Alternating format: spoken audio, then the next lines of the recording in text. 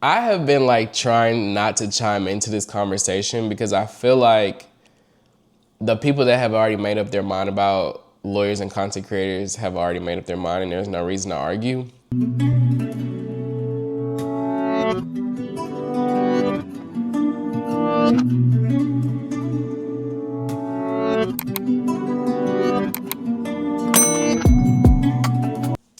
What's up, y'all? It's King Dan. I'm back with another video, and today we're doing a law school Q&A. I posted a question box on my Instagram about a week ago now, and so I'm gonna go through and answer as many questions as I can. Okay, so the first question is, what is dating like in law school? So I actually started dating my now fiance like, I'd say 6 months before I went to law school, and so we were together the entire time. And so I personally didn't have to deal with trying to find somebody while in law school. I feel like that would have probably been one of the worst things possible. But outside of that, like, she came and visited me. There was kind of an understanding when there was like finals and things like that. Like, I was always super locked in, and so she did anything that she could to help me during that time. So yeah, my dating life was pretty easy in law school. I did have, other friends that were like actively dating and trying to meet people. I can't really speak for their experiences. Yeah, for me, it was pretty clean, pretty good. Okay, the next question is, how did I know I wanted to go to law school? So this is actually, I'm not gonna say a long story, but basically my entire life, even as a kid, like when people were like, oh, like, what do you want to do for a living? I would always say I wanted to be a lawyer. Truthfully, until after I graduated from undergrad, that was just an answer because it sounded good. Like, I gave whole speeches about wanting to be a lawyer, like, everything. And ultimately, I think I did in some capacity want to be a lawyer, but like, I wasn't convinced on it until I graduated from undergrad. And so in that time between, because I took a gap year, so in my gap year in between undergrad and law school, I worked for the Houston Rockets and the Houston Astros doing basically like marketing and creative project management and like brand activations. And so I was able to interact with our legal team during that time and like just really see the like transactional side of law. And it wasn't until then that I was like truly completely sold on law school. So I think seeing that like other side and knowing that I would be able to like kind of mix my passions as far as like sports at that time, creativity and things like that, and there was a lane for that, that's when I really knew. The next question is, what are some things that you should be doing in the summer going into 1L? Enjoying your life. Bro, like that summer, oh my goodness. Well, in hindsight, I really wasn't able to do much the summer before my 1L year because it was COVID, so I was inside. But if I could go back and not be during COVID, I would be like traveling, living your best life. As far as school is concerned, law school is a whole different animal. So like, you could try to like study or like do pre-classes, if that's something that you want to do, definitely do that. But most of all, like, just really enjoy yourself, really take that time to just be with your family and stuff like that. Because once you get to law school, I'm not gonna say you're not gonna have time for your family, because obviously you can always make time for them. But that time is gonna have to be like strictly scheduled in. You're not gonna have time, like you're not gonna have much time to just like, oh, like, hey y'all, let's go get crawfish on a random Tuesday. Like, stuff like that is gonna be kept to a minimum because of law school. So yeah, that's what I would say. In that summer before, like, do your thing, like go out, be with your friends, stuff like that, because it will definitely be less in law school. At least for me, it was. Next question is, what was the balance like between school and social life? I feel like this kind of goes into the last one. But for me, I made it a point to balance my school and social life. So I learned the hard way my first semester. I was like trying to be the grade A student. Like, I'm in the library every day. I'm reading every page of the book. I'm briefing everything. And although those things remain throughout law school, I had to realize that alienating myself from like a social life, not going out at all, not being creative. Like, as y'all know, creativity is an outlet for me. So like, I wasn't designing clothes. I wasn't making YouTube videos. I wasn't doing anything. I think I actually probably posted like one video at some point and then like dropped off the face of the earth again. And that semester, believe it or not, was one of my lowest GPA semesters, basically. Still wasn't bad, but like wasn't anywhere near what I was doing later on. And the switch that I did was actually being able to balance my social life and going out a little bit. Like, not saying going out every day, but like, okay, I'm gonna go get drinks with my friends here, or I'm gonna go out to eat, or whatever it was. And I didn't make that switch until like end of my second semester, beginning of my third semester. So like second semester 1L, first semester 2L is when I really started making that switch. And I would say the way that I started balancing it was I would front load. Most of your classes, the professor is going to give you a syllabus. You may not always be exactly on it. There will be times where they deviate and like add cases or whatever it may be. But what I would do is whatever was due for that week, if I had the time to, I would go and brief those cases, right? And as you go through law school, you'll learn more efficient ways to brief. You'll learn more efficient ways to read and things of that nature. And so go through and really like be diligent in your work for those first like however many days, so that when it's towards the end of the week, like, yeah, you're already ready to jump in. That's also like important regardless, because say your teacher assigns you 5 cases in a class, right? 5 cases that you need to have brief, be ready to get cold called or whatever it may be. And so if that's the case and y'all get to 6, the teacher's gonna keep going. So if you don't have the rest of those cases briefed already, you could end up looking really crazy. So yeah, I would say be prepared anyway, like be over prepared anyway, but that also helps you when it comes to balance. In addition to that, I would say I started joining like organizations and stuff. So like I was in our Black Law Student Association. I was president of our Entertainment, Arts, and Sports Law Society. And so just different things like that, being involved in the community also helped when it came to social, because as I'm meeting my classmates and things of that nature, it was easy to like, hey, what are y'all doing tonight? Or, whatever. So that is what I would say as far as balancing social life in school. Some things that I wish I knew before law school. Oh, okay. So as y'all know, there's a lot of things, and I'll try to be brief about this because I do plan on making like another video just about this topic specifically. One is you don't have to go into law school knowing exactly what type of law you want to do. The chances of it being the same by the time you graduate are extremely slim. I do mean extremely slim. I went in thinking I wanted to be a sports lawyer because like I said, I told you I worked for the Rockets and the Astros before. Quickly realized when I got my first internship offer for like a sports agent that wasn't what I wanted to do. Kudos to those that do that.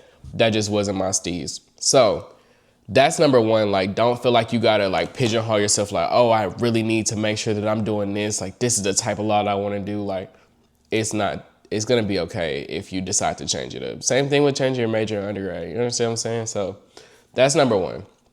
Number two is they're gonna really push, at least my law school, they really pushed like, meet people, form study groups, things of that nature. It is okay for your study group to not be your friend group. And I mean that with the most sincere way possible. Sometimes your actual like law school friend group will not be the people that you study with. And that's okay, whether it's y'all taking different courses. And so for me, when I developed my study group in the beginning, I tried really hard to make those people also my friends. And it ended up going to shit quickly because we just weren't they weren't the type of people I should have been trying to make friends with, honestly. But they were incredibly intelligent amongst pretty much everybody in law school, at least in my case. And so we studied really well together. When it came to like developing different study practices and things of that nature, we really did mesh well. And so at some point I had to be like, okay, these are the people I study with, but like, I don't necessarily got to kick it with these people outside of that. you know, a little kiki here and there is cool, but like they don't have to also be your friends. And then last, what would I say last? Have fun. Honestly, like everybody makes law school so like serious, so like chaotic and things of that nature. It's also okay to have fun in law school. Like it's, you know, at the end of the day, having fun, like making memories and things in law school. Like I traveled a lot. Like I went to Paris, I went to the UK, I went to Mexico, like I went to different conferences. Spend that time in law school and also live, bro. Like, please, because people, like I said, people make law school so serious, and it's definitely a serious time in your life, but like, it's okay to enjoy life too, okay? So those are the main three things, but like I said, I'm gonna make a whole video about that. Next question is, how did you pick or get your internships, and which was your favorite? So this is something else that I would say. Grades are important in law school, but networking, to me, in my personal opinion, networking is 10 times more important. So when I went to law school, my first semester, I didn't have an internship. Honestly, our law school recommended that we didn't, right? My first internship was with the Stevenson Law Firm here in Houston, Texas. They're a healthcare law firm, and my mentor owns it. And so that was my first like kind of crack at a law firm like experience. I knew very early on that big law wasn't for me, just based on like my entrepreneurial goals and things of that nature. I just knew that big law wasn't going to really mix for me. And so working for a law firm in some capacity was still very important because I wanted that experience. So that was my first internship. Like I said, that came from my mentor being an attorney. The second one was with a law firm out of Atlanta, Georgia, is where I got my intellectual property like experience. That came from a classmate of mine. Shout out to her. She was working at this law firm already. She basically was like, hey, I know you're interested in IP. They're looking for XYZ interns for this upcoming semester. If you're willing to like apply, like I'll put in a good word and I'll give her your resume. And then maybe 2 weeks later, I ended up getting that internship. This internship is where I learned to draft contracts. It's where I learned to file a trademark. It's where I learned all of that. And I still keep in contact with the managing and supervising attorneys to this day, like love them to death. From there, my experience there helped me springboard to my next internship, which was in New York City with the sneaker law firm. And so, like I said earlier, I was president of our Entertainment, Arts, and Sports Law Society. And so we had him come speak to our members at some point, basically like, you know, giving like a speech about what he does, different opportunities in the fashion and sneaker law areas and things of that nature. And so I connected with him after and was just like, hey, you know, I'm super interested. I'm also a creative, because that was like one of the biggest things that he talked about. I didn't necessarily ask him for an internship, but I was just like, hey, if you ever need help or like, you know, want somebody to help you work on something or like need somebody to look over something or do research, whatever, just kind of like pitching value. And that's the biggest thing that I always tell people, like, you don't necessarily have to ask somebody for an internship, but like try to provide value for them. That way, for me, my value is typically marketing, right? Like I own a digital marketing agency. And so when I'm meeting these different attorneys, a lot of attorneys market in the same ways. It's sad, but it's the truth. And so that's kind of something that I can like lean into. Like, hey, like, you know, if you ever need help with marketing or like you trying to rebrand or whatever it may be, like I'll take a look at it. Like would love to help you in any way. And just leaning with that value always helps me like kind of get my foot in the door. And in this case, it ultimately led to me getting an internship, which ended up being both marketing and legal. And so while I was there, I was working with different streetwear brands, some that you guys may know, Eric High, I worked with them, I worked with Reeves, and things of that nature. And so that was a super cool experience because I got to go to like the pop-up shops like in LA. And so my experience there then springboarded me to my next internship. Now, what I will say about my next internship, the way I got this was through a program called HBCU in LA. I love them to death. They're very dear to my heart. I still like work with them in different capacities now. But HBCU in LA is a program that puts HBCU students in the position to get internships in LA, New York, and now Atlanta. And so if you get accepted into the program, they essentially like help you curate your resume, help you pitch yourself to these different entities. And in my case, they helped me get an internship with NBC Universal.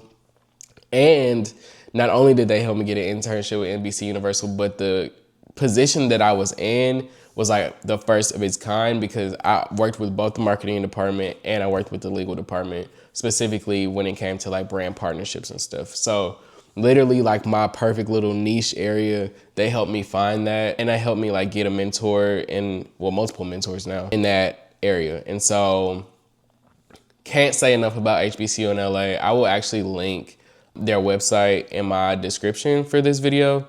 So if you're looking for an internship in the entertainment space, definitely check them out. How do you turn off your lawyer brain in casual conversation?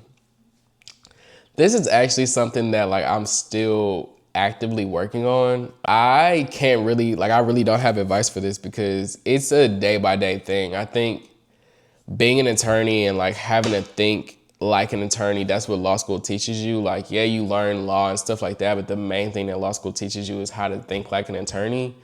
And so thinking like that and doing that every day, it's hard to like, if somebody says something, like my mind will pop and be like, oh, that's a liability, you shouldn't do that, or whatever it may be.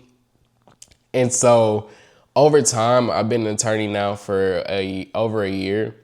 And so over time, I've kind of casually like slowed down on that. My girl will tell you like, I used to be really bad, but it's kind of the same thing as like my creative brain. Like sometimes like I just have an idea and I can't stop until I like act on it or at least write it down. But yeah, that's still a work in progress. Okay, so the next question is, how do I feel about lawyers and content creation?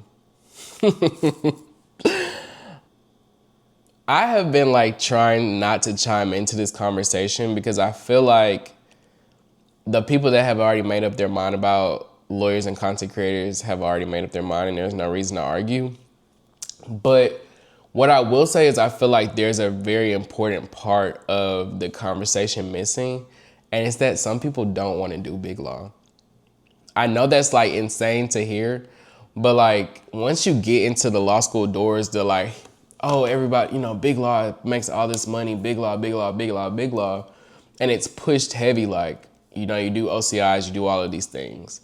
For me, I knew very early on that I didn't want to do that. And I knew I was more entrepreneurial, and I knew that I, you know, wanted to do a different lane. There are a lot of people who come in and want to do that. So that's my first thing. Like, you don't have to do big law, and like trying to pigeonhole everybody into doing big law is insane. Second of all, I really feel like telling law students, especially Black law students, that they need to stop creating content is crazy because you're killing the representation that we have.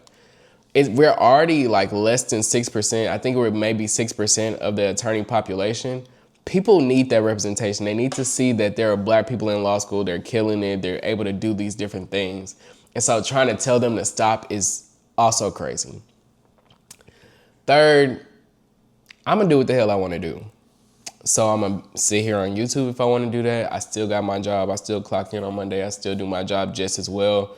And one of my friends that I was watching on TikTok, she brought up a very good question. What about somebody being on camera? And I will admit, like there is necessary discernment and things like that you need to have, like certain things you shouldn't be posting for sure. But what about me posting lifestyle content or telling y'all about my law school experience or, you know, like my fit for going out or whatever it may be? What about that makes you think that I don't know how to do my job? Oh, okay. Y'all not telling nobody else that. So stop telling Black people to stop creating content. That's what I would say about that.